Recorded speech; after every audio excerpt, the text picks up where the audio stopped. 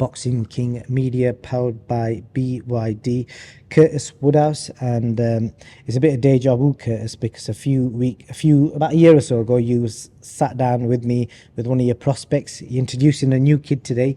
I'm going to try and pronounce your name and see if I get it right. Gideon Faisal Yo Anaba. Close. Oh. Close. It's Yao Anaba. Yao Anaba. Yeah, Yao Anaba, yeah. Wicked. First name Gideon, or do you like to call Gid? Everyone calls me Gids, but Gids. Gideon, whatever you want to call me is fine. Curtis, Gideon, I'll let you kind of make a bit of an intro with him. I know the kid's from like Ghana. He's been in London and he's moved up north. I think you told me on a message that he moved from London to up north because it was safer in Doncaster. So obviously, you tell me. Well, it's probably Gideon's story to tell, but just going from what his dad said, I think they originally came over from Ghana, his mum and dad. Gideon, you were born here, weren't you? Yeah, I was born here. I was born in London. Yeah. So. Yeah. And then, which part of London? You got to ask my dad that, you know. I completely forgot. I think it was South London I was born in, so I don't really know much detail. I didn't really ask my parents, to be fair, but I know I was born in London, so. His father said to me that they were looking for a better quality of life, really, and less, dangerous. So they looked at moving up north, and they ended up in Doncaster. From all the places. Probably more dangerous in Donny than it is in London. It is. There it is, like, yeah. Donny's all right, to be fair. It's a small, quiet area. I'm glad my parents brought me down to Doncaster. You know, I've met some great people down there, so yeah, it's not too bad. Well, I didn't want to say you said it about Doncaster, but how did the relationship start? When did you guys first meet? What's your memory of that, Curtis? So initially, I was looking for sparring for Adrian, and I got a message saying, yeah, we're available to spar. I've got a 96 kg kid who's the same age as Adrian. So I was like, oh yeah, cool, we'll meet up. And I went down, and it was Gideon, were you 96 kg at the time? I was about 96 kilo. Yeah. You know, big little chubby, big fat chubby kids. Yeah. Just to give somebody the idea, you're about what, 6 foot bang on? Yeah, 6 foot bang on. Yeah. So 6 foot weighing at heavyweight. He's had a lot of fights at heavyweight. So I always say Gideon's amateur record is the most deceiving amateur record you will ever see. So he had 16 amateur fights, won a national title, and he won 8 and lost 8, which is unbelievable. But I think 95% of his amateur fights were up at 86 kg, 94 kg. He boxed one kid 125 kg. So he's just been boxing in the wrong weight category forever. And obviously when he came up to spar with Adrian, the first spar they had was very competitive.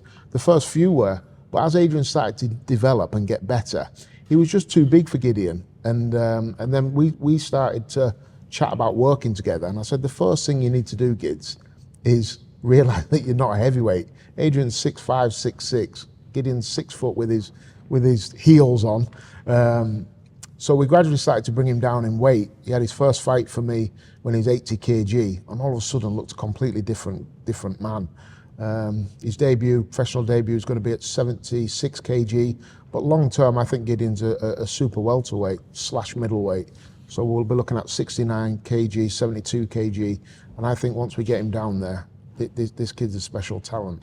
I say all the time, I've worked with a lot of people, I've been involved in sport a lot of years, and I've seen loads of good people where you think, oh yeah, he's good. And then every now and again, someone comes along and you're like, wow, well, he does special things. You've sent me some videos of him, man, and I'll be honest, I was impressed. And if there's anything I'm allowed to show the fans, send it to me and let me know what I can show, and I'll kind of overlay it over the video right now so that people can get an idea of how he moves, how he boxes.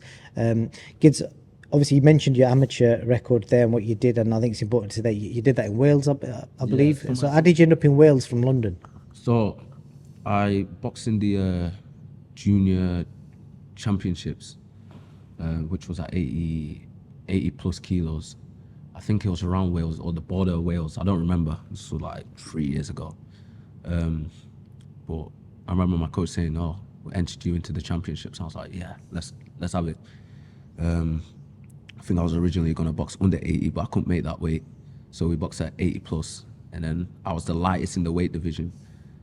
Everyone was about at least 10, 15 kilos heavier than me. And I remember boxing a kid who weighed in 125 kilos, 6'9", 7 foot tall, something like that. And seeing him, I was like, oh shit, man. But ended up beating him, unanimous.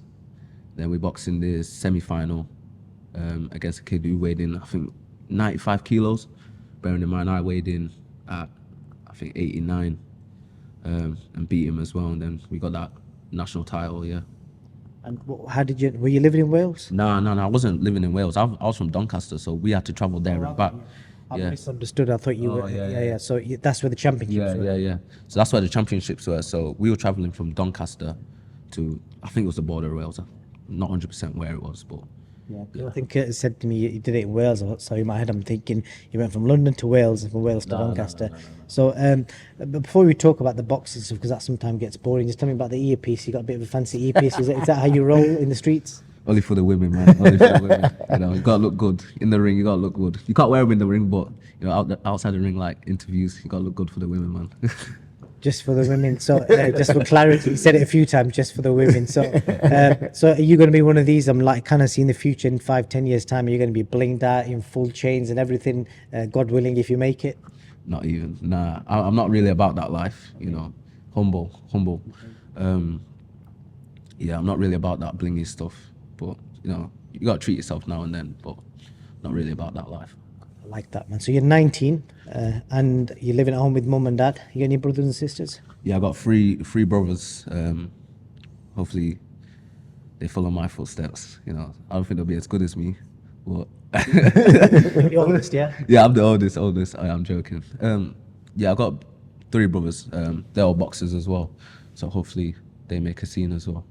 Could be like the next generation of the Ituma family, because I don't know if you follow Moses Ituma. All his brothers box. Then there's one that's a professional footballer, but apparently he's a really good footballer, boxer as well. Yeah, he's a good amateur. I've seen a bit of him. Don't know too much about him, but I've seen some clips. Yeah, he's a good amateur.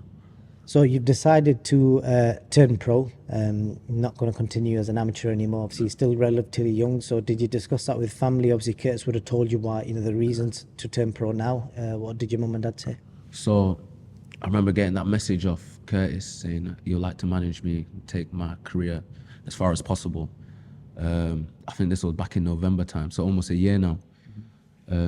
So I remember seeing that message and I ran straight to my dad. I was like, Dad, you never guess what? Curtis just messaged me. And he was like, let's see where Curtis can, take me. So here we are today. Curtis, what is the plan? When can we see him in the ring? Well, he's looking like making his debut on October the 18th. Is it the 18th? 19th, sorry. So not the same show as... No, he's on the week after over in Sheffield on a Fight Zone show. And the plan will be to take it slow. He is only 18, but... 19, sorry. But this kid's one of the most talented kids I've seen. I'm super, super excited about what he can do. He hits so hard, fast. He reminds me so much of Kel Brook. I messaged Kel on Instagram saying, I've got a kid, he reminds me so much of you, really, really aggressive counter-puncher. He reminded me of Chris Eubank Jr. as well, believe it or not. Yeah. That Eubank in the early days when he was just like vicious. Wild. Yeah, and that's what Gids is like that. He's trying to take him out from the first second. Part of my job is trying to slow him down a little bit. As he goes up the levels, you're not going to be able to knock everybody out. But yeah, he's super, super talented. I honestly, hand on my heart, believe this kid will win world titles in more than one weight division. He's going to be big and strong at the weight, and as he grows and gets older, he'll probably won't be able to stay at the initial weight we have him in for too long. But like I said, I'm like wild statements, but I only say things I believe. So you've done it twice now. Yeah, exactly. Yeah, but I only say things I believe, and I believe. You get it right twice in 10 years' time. Yeah. I believe Gids will be a world champion in more than one weight category. I think he is that special. And Gids, how are you finding the aspect of like one of the biggest issues I speak to most young fighters about is tickets, financing it all, because it's not as glamorous and as fun as it sounds, because the reality of boxing is you don't really make any money when you're starting off. Even for the first 2-3 years, you got to bloody fund it to get fights. It is tough. It's tough, especially at a young age when you're only trying to make a name for yourself now. There's not many people know who you are, but I think it only gets easier from there. You have your first fight, second, and it only gets easier and easier because you get that recognition. So I think it's only going to get easier for me because who wouldn't want to see me box, you know, get those KOs. But luckily for me, I know a few people, so it's not too bad. But yeah, it's not too bad. I know your background's Ghanaian. Have you been back to Ghana? I have been to Ghana for like 14 years now, I think. But looking to go back next year summer. Do you speak the mother tongue, and is there anything like from your Ghanaian culture that you like you know, the food or anything? I love the food. Yeah, I love the food. Yeah, yeah. I love the jollof. Well, he was 90 odd kgs. That explains the weight. That explains the weight. You know, I love my jollof rice and you know all of that stuff. But I've yeah, taken it off the menu. I banned it. No more jollof rice. you gotta blame my mum for that one. Mum, I love your cooking, but you gotta start feeding me. But yeah, looking to go back next year. I can't speak the language though. I wish I could. I understand it like English. My parents speak to me in Ghanaian, but I can't speak back. I can say a few words. Might be some Ghanaians watching this when he rips some mother tongue. Wait, let me think. Oh, you put me on the spot now. Put me on the spot. Etiseng. That's it, okay. That means how are you? Okay. I'm good. Yeah, that's it from me. Well, obviously, Joshua Boatsi, you know, smashing it for the Ghanaian people. I know he goes back, I think, almost after every fight, he goes back to Ghana. I don't suppose you're from the same village or anything like that? I'm not 100%. My parents are from Accra. I think he is as well. Yeah, he's from Accra as well. Yeah, that's where my parents are from. Joshua Boatsi, one of my favorite boxers, you know. Look up to him. In fact, he used to message me as well. Used to get a load of messages off him. I remember I was prepping for the nationals, my second nationals, I think it was, or my third. And he just messaged me saying, you know, wishing me best of luck. So, you know, I'm really grateful for that. Wicked. And then just like outside boxing, are you just going to do boxing, or you got a job or anything? What else do you do? So I'm still at college. Okay. I still go college, still in education. I work as well. I work at JD Sports. You get a 25% discount? Yeah, of course. Shout me if you want discount. But yeah, still at college, still learning, still doing my stuff, trying to get my degree while still being at the gym. So maybe one more year at college and then full-time boxing. Okay, and what's your friends at schools think about, you know, you, not school, like college, that you boxing and all that? My friends, nothing special. You know, it's still the same friends from the amateur game. It's just a different level now. So, you know, my friends, they don't even see me as a boxer, to be fair. I don't want people to see me like that, you know, in college. See me as Gideon Anaba, you know, that funny kid. But when we step in the gym, it's a different story. Yeah, so it seems like he's got a bit of a cheeky side to him. And then I think one of the biggest issues with the young fighters is when you get that initial bit of fame and you get everyone jumping on your back, he's probably going to get that, especially if he's at college, not just from the guys, the girls as well, especially the girls. Is he going to be able to cope with that, do you think, from, you know, and if not, how are you going to control it? I think so, yeah, for sure. He's very, I'd say he's only 19, but he's very mature, very, very dedicated. Let's say he travels on the train. He works, he's got college, never late for training, always 100%, gives everything. I think part of being successful is having to deal with everything else that comes with it. And let's say Gids is very, very mature for his age, and I don't see it being an issue. He's very, what's the word I'm looking for? Very personable, is that the right word? Yeah. So everyone will love Gids. You meet Gids and instantly you want to be around him. He's good fun to be around. So I don't want to take any of that away from him. It's part of him, part of his personality, and it's part of why people are going to love watching him fight, because he will be in some absolute barnstormers, and he's great to be around. So, like I say, I think this kid's a future star of British boxing. I honestly, I really, really do. I think this kid's going to really light up the scene. Some big words there from Curtis. Any pressure with that, kids? And just, I'm going to let you kind of wrap it up with like a message to the people why they should follow your journey as well. You know, I get that a lot. You know, especially from my friends. They're like, "Oh, you know, when you start making money, you're still gonna talk to us." I'm like, you know, I don't care about money. You know, I don't care about fame. You know, I've been doing amateur boxing for so long and didn't get paid a penny.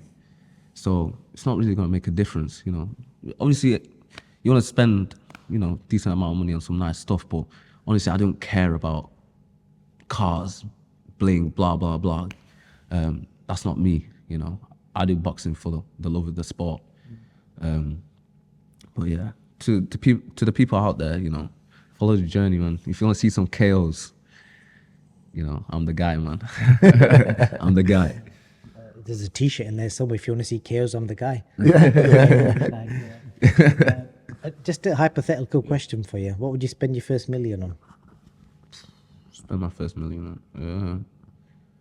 I'll probably go back home to Ghana and open a boxing gym, because they don't get the opportunity that we do here. You know, I'm lucky enough to have that opportunity. It's like someone like my dad, Curtis, and have a beautiful gym like this. Whereas in Ghana, you know, they don't have that. You know, they're training on the streets. You know, and they use a rope. They use a rope to make a ring. So, seeing that, you just got to stay blessed, really. So I think if I make my first meal or whatever, I'm gonna go back home, open a gym, and give him that opportunity that I had, if not better. Okay. Well, it's been a pleasure speaking to you, kids. Any final words from you, Curtis? Just look out for this kid. Honestly, he's going to light up the scene like people have not seen for a long, long time. He's a special talent. Yep, and I'd say from what I've seen, just judging by the videos you've set me up, I'd definitely back that up as well. We'll see you soon, kids. I look forward to your fight.